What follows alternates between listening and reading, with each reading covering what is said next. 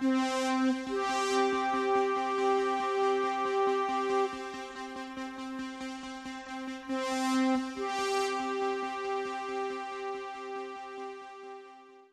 yo estaba en España solo y estaba triste, se me ocurrió abrir un blog y me puse a escribir. A ese blog le puse de nombre Orsay, que quiere decir en jerga futbolística, justamente, que uno está fuera de juego, que no estás habilitado para jugar. Yo en esa época no conocí internet más que para mandar correos electrónicos y chatear cada tanto con mis amigos de Mercedes. Por eso lo que ocurrió cuando abrí ese blog para mí fue una sorpresa tremenda. Imagino que en esa época a todos les pasó lo mismo. Empecé a escribir cuentitos en ese blog, a veces con mi voz propia, a veces disfrazado de personajes, una ama de casa, un vidente, una princesa. Y de a poco se fue acercando gente. Gente de países raros, de Honduras, de Nicaragua, también de acá, de España. Y Orsay se fue convirtiendo en una especie de comunidad involuntaria de lectores. Yo no hacía absolutamente nada para reunirlos, quiero decir, yo no ponía carteles en mi blog diciendo pasen por acá, siéntanse cómodos, generen comunidad. Yo lo único que hacía era escribir cuentitos.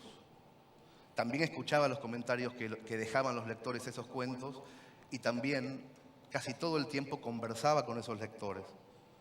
Cuando esa comunidad se hizo todavía más grande, por culpa del boca a boca y sobre todo cuando se hizo más fervorosa, algunas empresas tradicionales de la comunicación y de la cultura empezaron a escuchar ese barullo de voces que había. Ay, mira, hay un tipo que escribe y la gente está ahí. Oh.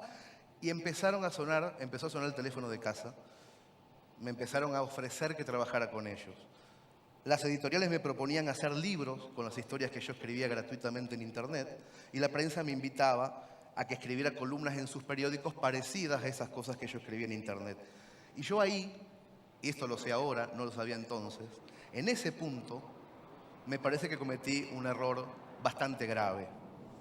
Me fui a trabajar con la industria. Suspendí la comunicación directa con mis lectores y me dejé poner intermediarios. Un representante, un editorial, un administrador, un editor de contenidos, un gestor. Toda esa gente se fue poniendo en fila india entre mis lectores y yo. Las editoriales, además, me pidieron, para la publicación de mi primer libro, que yo quitara todos los textos gratuitos de internet para que ellos pudieran venderlo.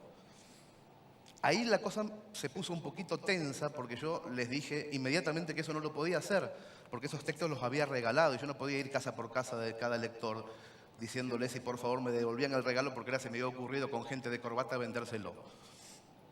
Pero lo peor fue, con el paso de los libros y del tiempo, la sensación permanente de que las editoriales me robaban.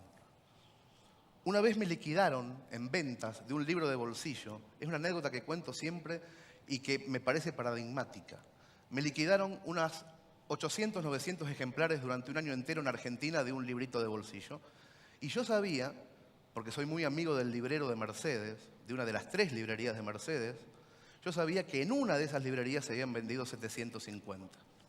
O sea, en Argentina, 800, en una librería de un pueblo de la provincia de Buenos Aires, 750. Y no solamente era esa sensación de robo a mano armada, de imposibilidad de ver ventas e impresión, sino que también empecé a recibir muchísimos mails de lectores del blog diciendo que mis libros no estaban en sus países. Y es que la industria solamente distribuye libros en castellano en los lugares donde es negocio: Argentina, España, México. Pero si un salvadoreño o un peruano quiere mi libro, se tiene que joder, no lo va a conseguir nunca. Con la prensa me estaba pasando más o menos lo mismo. Me pedían columnas de 400 palabras, pero si entraba una media página de publicidad en ese sector, el editor me llamaba para decirme que eran 200 palabras la de esa semana. Cuando vino la crisis económica europea, y las empresas dejaron de hacer publicidad en los periódicos, yo dije, bueno, podré volver a las 400 palabras, pero no. Le sacaron un pliego al diario y yo me quedé con 150.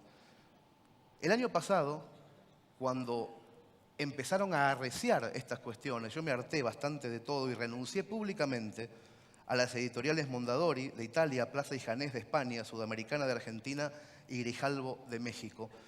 Y renuncié también públicamente a los periódicos La Nación de Argentina y El País de España. En 1400 palabras, libres, en el blog, los mandé a cagar.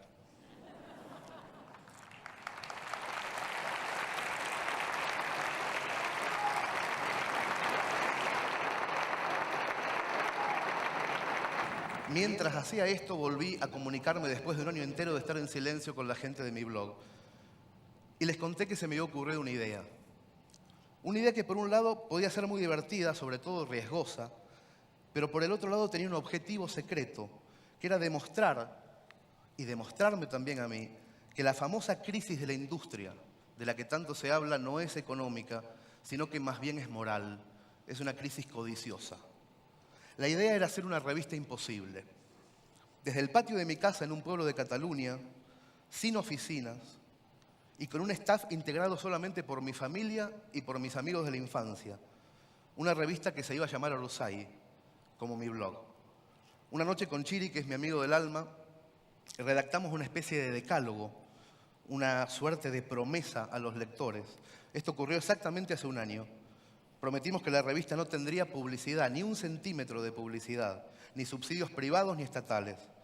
Prometimos que tendría la mejor calidad gráfica del mercado en cualquiera de los países donde se distribuyera, que prescindiría de todos los intermediarios posibles, que tendría una versión en papel y otra versión dinámica para iPad, para iPhone, para BlackBerry y además un PDF gratuito 10 días después para que la revista se leyera independientemente del costo.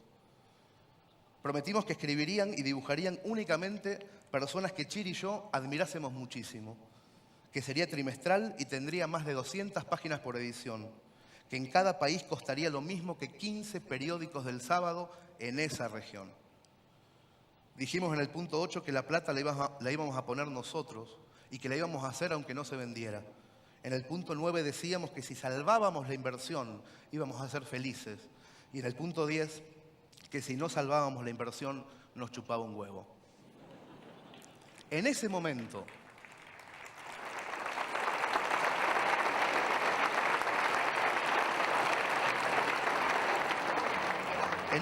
ocurrió una cosa increíble entre la comunidad que se había generado en el blog. Algo que no teníamos previsto. Los lectores de Orsay se encargaron de difundir la idea, de contarle a sus amigos que había unos cuarentones en un pueblito escondido en la montaña que querían hacer una revista de literatura popular, de crónica narrativa, con textos larguísimos, justo en medio de la crisis del papel. Antes incluso de contarles de qué se iba a tratar esa revista, los lectores la empezaron a comprar en masa. La gente se volcó con una fe que yo no había visto en mucho tiempo en un producto cultural. La compraron 10.000 personas, repito, sin saber los contenidos, en preventa, antes de salir. Y es una revista cara, sale 16 euros en Europa y 12 dólares en Latinoamérica. La compraron de todas partes, incluidos salvadoreños, costarricenses, peruanos, latinoamericanos viviendo en Tailandia, en Japón. Los lectores de cada región decidieron distribuirla ellos mismos. La revista, decidimos, no se vendía de a una, sino en paquetes de 10 para que puedas colocar las 9 restantes con lectores de tu zona. De este modo matábamos también al intermediario de la distribución, que es una mafia. La distribución se queda con el 50% del precio de venta de cada publicación que nosotros compramos. El autor, el 8%. El Corte Inglés, Carrefour, el 50%. El 1 de enero de este año salió a la calle el primer número de Orsay y así lo hicimos cada 3 meses hasta llegar al objetivo de los 4 números anuales. El número 4 acaba de salir a la venta hace una semana. Cada revista pesa más o menos 1 kilo y a la vista es imponente, no tiene publicidad. Escribieron en estos 4 números más de 100 autores invitados, entre ellos Juan Villoro, Abelardo Castillo, Nick Horby, Agustín Fernández Mayos. La ilustraron el Negro Cris, Horacio Altuna, Miguel Rep, Alberto Montt, entre muchísimas firmas. A todos les pagamos en euros. En medio de todo ese fervor, descubrimos que el sueño era únicamente posible conversando con los lectores. Y entonces, a mediados de este año, cuando estábamos en el número 2 y empezando a hacer el 3, decidimos, de una forma también bastante arriesgada, convertirnos en editorial. La idea fue agarrar un contrato estándar de mis antiguas editoriales y poner todo lo contrario. La idea era no cagar al autor, no asfixiarlo. Los derechos siempre para ellos. Si te querías ir al día siguiente, buenas noches, andate, todo bien. Sobre todo, que en vez del 8 o el 10%, el autor está recibiendo el 50% del precio de venta al público. El 50%. Y más que eso, el autor tiene la posibilidad con contraseña de entrar a una página donde ve la venta online directa de cada lector y tiene un correo electrónico de ese lector para agradecerle o para decirle: yo sé que vos me estás comprando y me estás pagando a mí. Fuimos notando a medida que avanzábamos que Orsay dejaba de ser un blog o una revista, incluso dejaba de ser una editorial y se convertía en un proyecto de los lectores. Hace 2 meses se nos ocurrió la posibilidad de abrir un bar en Buenos Aires, un lugar de encuentro entre la gente que lee la revista. Orsay abrió el jueves pasado en el corazón de San Telmo, Humberto Primo 471. En marzo intentaremos abrir otro bar en Barcelona con el mismo sistema, la inversión de los lectores. Y el objetivo para el próximo año, además de seguir haciendo revistas, esta vez bimestrales, y además de hacer muchos más libros, será el de abrir un tercer bar en Centroamérica para armar una especie de triángulo iberoamericano de la cultura o de los borrachos que leen o algo, ¿no? Hace una semana estuvimos a punto de que 2,5 toneladas de nuestros libros y revistas se quedaran retenidas en el puerto de Buenos Aires por un malentendido con la Secretaría de Comercio. Los lectores de Orsay, de todo el mundo, fue un jueves maravilloso, hicieron explotar Twitter con una frase que decía: liberen Orsay. Y eso fue tremendo porque a las 12 horas el gobierno argentino escuchó ese reclamo, respondió por Twitter el jefe de gabinete del gobierno diciendo que se iba a encargar personalmente del asunto, y al día siguiente las revistas estaban liberadas. Yo creo que eso, que es la última anécdota que voy a contar, quiere decir algo. Yo estoy seguro que eso es el principio de algo. Las decisiones culturales empiezan de a poco a estar en nuestras manos. Ya no le hacemos caso a altavoces únicos que nos dicen lo que hay que hacer. Somos nosotros los que comunicamos. Somos 400 millones de personas las que hablamos en español. Cada uno de nosotros, cada región, tiene una jerga distinta que nos hace únicos, pero que también nos enriquece. Nos entendemos. Internet llegó hace un tiempo para unirnos, para decirnos que se pueden hacer cosas juntos, y sobre todo en la cultura, que es la base fundamental de la complejidad de la mente.